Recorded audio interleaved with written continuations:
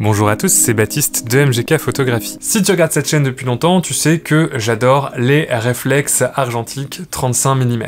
Je trouve que la visée réflexe c'est un système hyper confortable pour la mise au point et la composition, ça donne une prévisualisation totale de l'image. On a un système d'optique interchangeable qui permet des dizaines de combinaisons qui permettent de s'adapter à chacune des situations photographiques imaginables. Et pourtant, ça fait un moment que je lorgne sur un appareil photo qui n'a rien à voir avec un réflexe, le Canon QL17 G3. Sorti en 72 et fabriqué jusqu'en 1982, cet appareil est le dernier né de la sortie des Canonais commencée en 65. Souvent appelé le Leica du pauvre, c'est un appareil à visée télémétrique avec une focale fixe de 40 mm à grande ouverture. Le déclenchement est assuré par un obturateur central Copal entièrement mécanique. Les vitesses vont du quart de seconde au 500e, en plus de la pose bulbe. Avec une pile, l'appareil peut également fonctionner en automatisme priorité à la vitesse et la cellule calcule la lumière jusqu'à 800 ISO. Il est enfin doté du fameux système de chargement rapide de Canon, très pratique sur le terrain. La grande différence entre réflexe et télémétrique, c'est le système de mise au point. Ici, il faut faire coïncider deux images dans un patch de couleur jaune présent au milieu du viseur pour mettre au point. Étant habitué au réflexe, la prise en main n'est au départ pas évidente. Il faut s'habituer au viseur télémétrique, au cadrage au travers des lignes du télémètre qui prennent en charge la correction de la parallaxe. Le patch de mise au point est suffisamment clair pour la photo en journée, mais dans des environnements un peu sombres, c'est un peu plus compliqué. Le grand avantage pour moi par rapport à un réflexe, ça reste la taille. Puisque comparé à un appareil réflexe qui va être beaucoup plus gros, là on est vraiment sur quelque chose de très petit, très léger.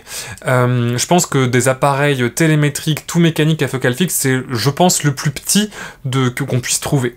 C'est également hyper discret parce que c'est très silencieux. Si on va déclencher, c'est quasiment inaudible et c'est un vrai plaisir pour faire de la photo de rue parce que c'est vraiment très discret tant par la taille que par le bruit du déclenchement qui est quasiment inaudible.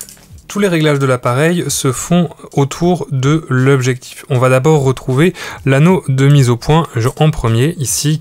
Et la mise au point va se faire de 80 cm à l'infini avec ce petit taquet.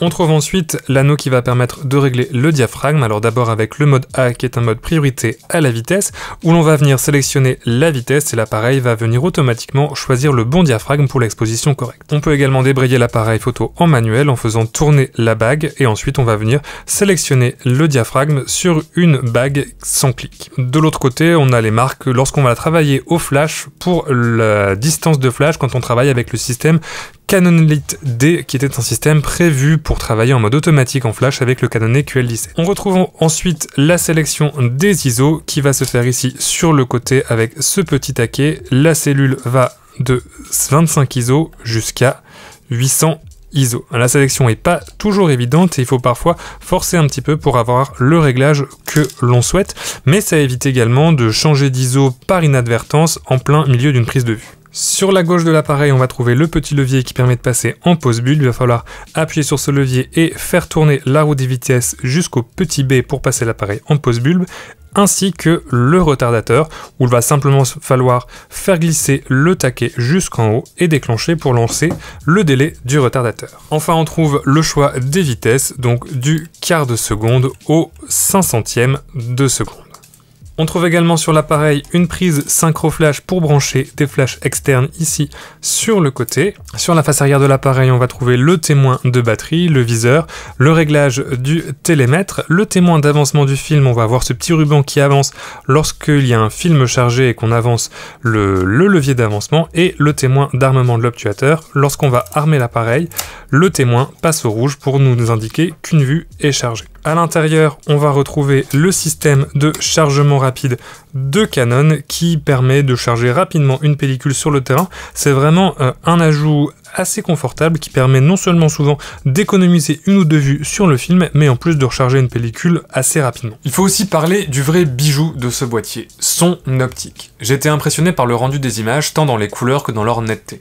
La grande ouverture de 1.7 permet de faire face à de nombreuses situations, même si réussir la mise au point n'est pas évidente à si grande ouverture. Le bokeh est également très agréable. Je vais quand même évoquer quelques points faibles de l'appareil. Alors pour moi, le gros point faible, c'est la distance de mise au point, qui est uniquement de 80 cm au minimum. C'est beaucoup moins que sur un système réflexe à focale équivalente, et c'est vrai que pour certaines situations, de la photo de détail, voire du portrait, ça peut des fois poser un petit peu problème. L'autre défaut, c'est l'absence de mesure de la lumière en dehors du mode automatique. Donc si vous voulez travailler en mode manuel, contrôler à la fois l'ouverture et la vitesse, eh ben c'est pas possible. Il faut soit avoir une cellule à main à côté pour faire la mesure de la lumière, soit faire l'aller-retour entre le mode automatique pour allumer la cellule et reporter ensuite les réglages. Personnellement, je trouve que c'est vraiment un appareil qui est très agréable à prendre en main. Ça fait un petit mois que je l'ai dans ma collection, et c'est vraiment très agréable d'avoir un appareil compact, discret, qui se glisse facilement dans un sac, qui est pas trop lourd. Comparé à un réflexe, c'est vrai que c'est beaucoup moins encombrant, et ça a pour moi une utilité un petit peu différente. Passer de la prise de vue réflexe, la prise en main réflexe, à cette prise de vue télémétrique, ça demande un petit peu de temps d'adaptation, mais au final, on s'y fait très vite. Ça reste aussi un appareil qui est assez coûteux, parce qu'il faut compter entre 150 et 250 € pour en trouver un en bon état. Moi je pense que c'est l'appareil photo 35 mm qui m'a coûté le plus cher, donc ça fait un peu mal, hein, sachant qu'on peut pas forcément changer d'optique, etc., et qu'on est un peu bloqué avec ce setup là, mais je pense que ce qu'on paye aussi, c'est vraiment le côté très compact. À l'époque, c'est vraiment assez phénoménal d'avoir réussi à mettre un appareil aussi performant dans un boîtier aussi petit. Quand on compare par rapport au prix d'autres télémétriques à optique interchangeables comme les Leica, effectivement, c'est une bonne alternative parce qu'on garde ce confort du télémètre, on garde cette discrétion en photo de rue, et ça peut être une bonne alternative. Ça reste encore aujourd'hui le Leica de ceux qui n'ont pas les moyens de s'acheter un Leica. Si tu as un budget un peu plus serré, tu peux te tourner vers le Canon E28, qui est un petit peu le petit frère du QL17, qui présente deux différences majeures. On a une optique qui n'ouvre plus à 1.7 mais qui n'ouvre que à 2.8, et on a un fonctionnement qui est tout automatique. On a cependant un mode où on peut choisir l'ouverture sur le barillet, mais ça bloque l'appareil photo à la vitesse de synchroflash, c'est-à-dire au 30e de seconde. C'est pas trop gênant, mais c'est vrai que ça limite un peu par rapport à la capacité du QL17 qui est entièrement manuel, à toute ouverture et à toute vitesse.